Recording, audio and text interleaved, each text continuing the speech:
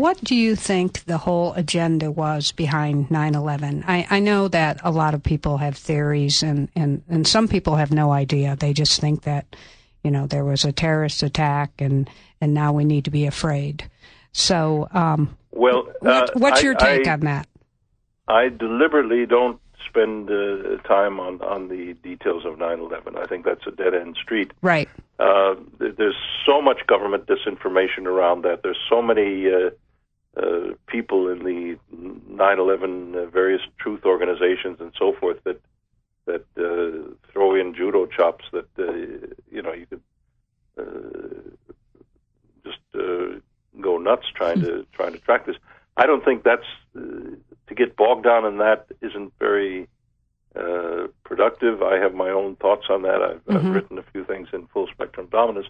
But I think the main thing is to look at U.S. policy before 9/11 and look at it afterwards. Right. And afterwards, you have the creation of what has to be called a police state regime where debate, free expression, the traditional Bill of Rights of the American Constitution have, as you pointed out earlier, have simply been written out in a climate of fear and anxiety that was fostered by the Bush administration after 9/11. The Patriot Act, the Homeland Security Act, all of these things, and that people haven't risen up in revolt and said, "Look, enough is enough." These body scan searches at airports and all this indignity and humiliation that people are being put through is just an attempt to intimidate and terrorize and instill.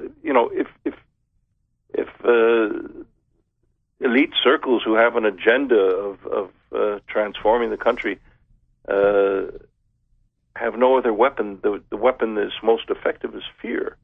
If people are paranoid, they're terrified, they look at their neighbor has dark skin, they say, "Oh, he might be a terrorist, who knows, he has a funny accent," and so forth. Then these elites have won. They're laughing up their sleeves. Mm-hmm. So look at after 9/11, look at before 9/11. Right. And a lot of people... Bush administration, ostensibly, 9/11 was done by a chap named Osama bin Laden, who's supposed to be a Saudi renegade billionaire heir to a Saudi construction family, to the royal house called the bin Ladens, friends of the Bush family and so forth. So Osama got trained by the Mujahideen, by the CIA in Afghanistan, and then he decided to wage this jihad or holy war against America. We're told, this is all what we're told. And then from a cave in Tora Bora or some godforsaken place in the mountains of Afghanistan, he supposedly engineers the most daring aerial assault on buildings, including the Pentagon, in the history of aerial warfare. No military pilot that I've spoken with and so forth can believe such a maneuver can be engineered. Certainly not by a bunch of amateurs who spent the night in a strip bar in Florida the day before, drinking and living it up, and were amateur pilots. These are huge airplanes, very complex. And I don't know where. But the other thing, let me just throw one thing out for people to reflect on. Why is it, and I've seen the official arguments are unconvincing, why is it that, or what is the probability that in the first 93 minutes from the minute that the first airline from Boston should have been detected as off-programmed route, in those 93 minutes between that and the attack on the Pentagon, the two World Trade Towers, and the crash landing in Pennsylvania, we're told, not one F-16 NORAD interceptor jet was scrambled. Not one. Mm-hmm. And I asked a friend who was a colonel in a European Air Force stationed in NATO headquarters in Brussels, what the probability is of that happening through just completely chaotic procedures. And so he said zero, absolute zero. Mm-hmm. If a Piper Cub goes off route, within 5 minutes, jets are scrambled. So the idea that the Pentagon was so defenseless, zero chance that could have happened. But let's not get bogged down into details. The government really needs to give its citizens an honest account, independent account, not run by Zelikoff and people who have a stake in the mythology. But why was it that we forgot about Osama bin Laden up there in Tora Bora, and suddenly, immediately, the focus of the war on terror that supposedly was responsible for this attack on America becomes Saddam Hussein down there in Iraq, who hates Osama bin Laden because Osama stands for everything that Hussein is against. And, suddenly this is used to manipulate the American public opinion to support a war in Iraq. Well, I think I think that's... People have to reflect. Where are they being jerked?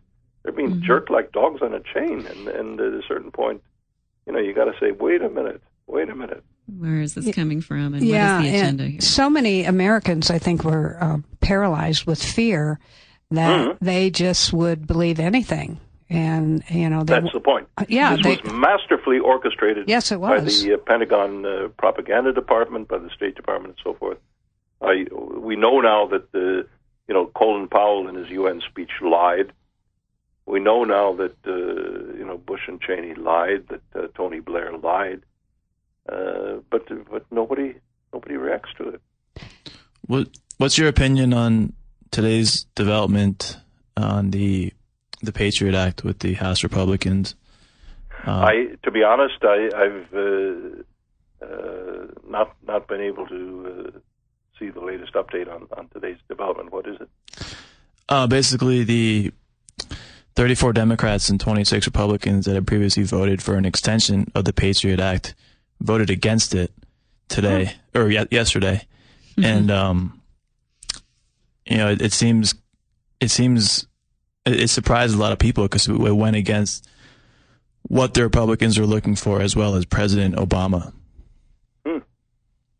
Maybe there's a nice ray of hope there. Yeah, that's what I'm hoping for too. I was like, well, I to be honest, I just haven't. My computer's in the shop, and I haven't been able to follow it today yet. Well, on that note, we're going to take a break, and we will be right back with F. William Engdahl on Food Integrity Now. Welcome back to Food Integrity Now. We've been talking with F. William Engdahl about his book, Full Spectrum Dominance. And up until now, we've been focusing on how the U.S. and the Pentagon has used that agenda in regards to creating conflicts and crises and promoting conflict and then feeding off of those conflicts.